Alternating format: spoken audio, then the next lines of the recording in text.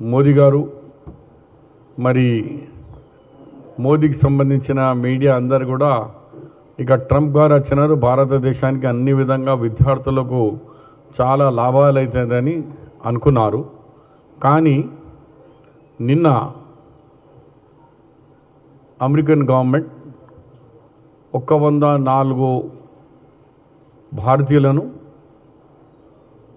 Illegal ఇమ్మిగ్రెంట్గా ఘోషించి వాళ్ళను డిపోర్ట్గా చేసినారు.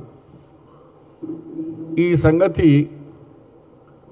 జనవరి నుంచి తెలిసే, ఎప్పటి నుంచో ఆయన చార్జ్ తీసుకున్నారు, అప్పటి నుంచి చెప్తూనే ఉన్నారు నేను ఇండియన్స్ అండ్ ఇతర దేశాల్లో ఉన్న వాళ్ళను పంపించేస్తానన్నప్పుడు మరి సుమారు 1 నెల నుంచి కేంద్ర ప్రభుత్వం మోదీ గారు కానీ అక్కడ ఉన్న జయశంకర్ ఫారెన్ మినిస్టరు వాళ్ళని అక్కడ ప్రభుత్వంతోనే మాట్లాడకుండా గమ్మని ఊకున్నారు.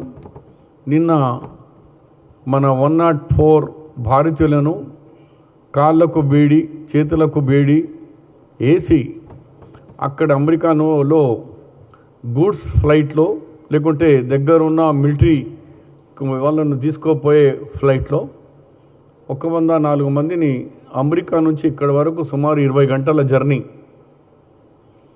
20 అవర్స్లో ఒక వాటర్ బాటిల్ నీళ్ళు కూడా లేదు, పండుకొంతందుకు లేదు, కూర్చుంతందుకు కుర్చీ లేదు, కాళ్ళకు బేడి చేతుకు అనే టెర్రరిస్టులు కూడా అట్లా తీసుకురారు.